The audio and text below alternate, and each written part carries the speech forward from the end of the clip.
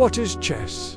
Alright, gather round, curious minds and future grandmasters. Today, we're tackling a question as old as time itself, or at least as old as strategic board games involving tiny wooden armies. We're asking, what is chess? Now, I know what some of you might be thinking. Chess, isn't that just for super geniuses with Einstein-level IQs who wear tweed jackets and debate quantum physics in their spare time? And to that, I say, well, maybe a little bit, but mostly, no. Chess is for everyone. It's a game, a sport, an art form, and, occasionally, a profound exercise in humility when you realize you just blundered your queen. Don't worry, it happens to the best of us. Even me, especially me. So, let's strip away the mystique and get down to brass tacks. At its core, chess is a strategy board game played between two players. You have a board, you have pieces, and you have one simple, yet incredibly complex, goal. Capture the opponent's king. That's it. No elaborate backstories, no dice, no random chance, just pure, unadulterated brainpower going head-to-head. It's like a silent, intellectual boxing match, but with tiny, elegant figurines instead of sweaty pugilists, and significantly less risk of a broken nose. Unless you play with a particularly aggressive opponent, don't do that. Okay, let's talk about the battlefield, the chessboard. It's an 8x8 grid of 64 squares, alternating in color, typically light and dark. Think of it as a beautifully tiled dance floor, where your pieces bust out their unique moves. Each player starts with 16 pieces. 1 king, 1 queen, 2 rooks, 2 knights, 2 bishops, and a whole squad of 8 pawns. Each piece has its own distinctive way of moving, its own personality, if you will. And trust me, some of them have serious personality. Let's meet the cast of characters, shall we? First up, we have the pawns. The humble pawns. There are 8 of them for each side, lined up like little soldiers, ready for battle. They're the foot soldiers, the grunts, the unsung heroes of the chessboard. They move 1 square forward, but on their very first move, they get a special pass and can move to squares if they want to feel a bit zesty. Here's the twist.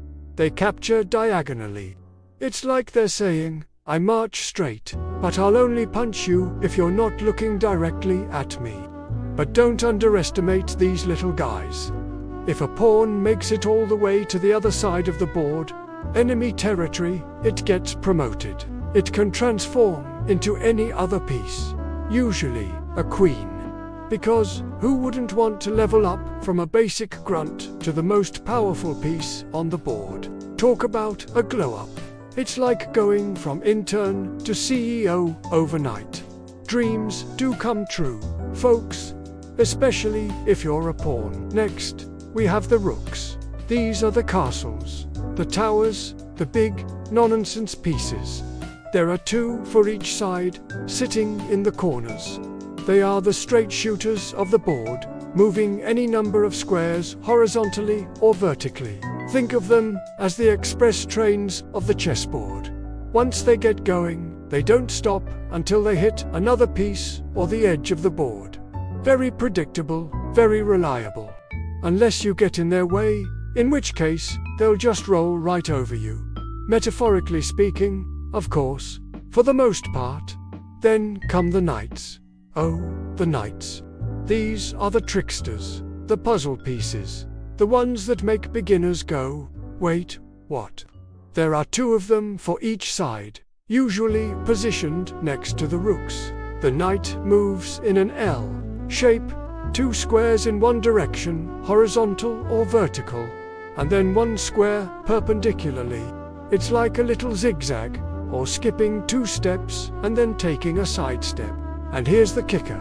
The knight is the only piece that can jump over other pieces. It's like the parkour expert of the chessboard. Very sneaky, very annoying to your opponent. You'll either love them or hate them, depending on whose side they're on. Personally, I love watching them confound my opponents. Following the knights, we have the bishops. Also 2 for each side, sitting next to the king and queen. Bishops move any number of squares diagonally. One bishop will always stay on the light squares, and the other will always stay on the dark squares. They're like those exclusive club members who only hang out with people who match their aesthetic. Very elegant, very precise, and deadly across open diagonals. If you see 2 bishops working together, sweeping across the board, you know you're in for a tough game. They cover each other's blind spots beautifully. Teamwork makes the dream work. Now, for the heavy hitter, the MVP, the Beyoncé of the board, the queen. Every player gets 1 queen, and she starts next to the king.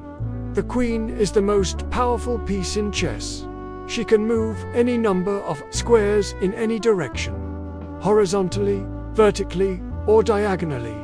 She's got the power of a rook and a bishop combined.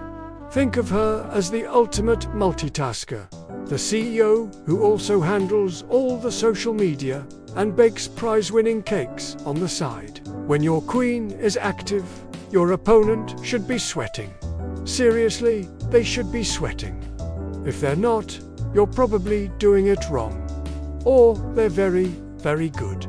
And finally, the star of the show, the reason we're all here, the piece you absolutely, positively cannot lose, the king. Each player has 1. The king is kind of a paradox. He's the most important piece, but also the weakest in terms of movement. He can only move 1 square in any direction, horizontally, vertically, or diagonally. He's like royalty, who needs a constant bodyguard and can't really do much on his own. Your entire strategy revolves around protecting your king while trying to capture your opponents. Because if your king is attacked and has nowhere safe to go, that's game over. Which brings us to the core mechanics of the game. Players take turns moving one of their pieces. You can move into an empty square, or you can move onto a square occupied by an opponent's piece, which means you've captured it, and that piece is removed from the board. Like a tiny, strategic demolition expert, the ultimate goal, as I mentioned, is checkmate. This happens when your king is under attack, what we call in check, and there is absolutely no legal move you can make to get him out of danger. You can't move him to a safe square, you can't block the attack, and you can't capture the attacking piece.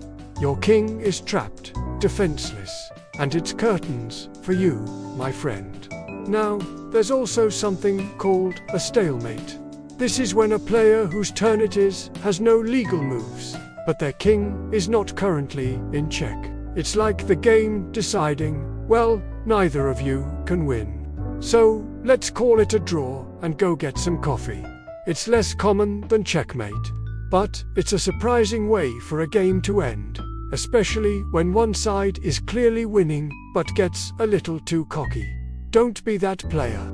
Seriously, don't.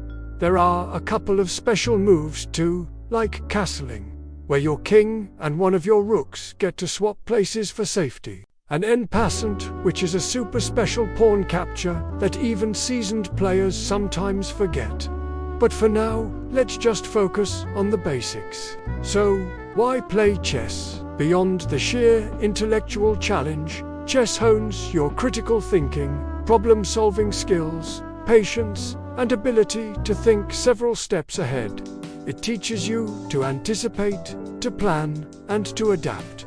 Plus, it's just incredibly satisfying when a well-executed plan comes together and you deliver that decisive checkmate.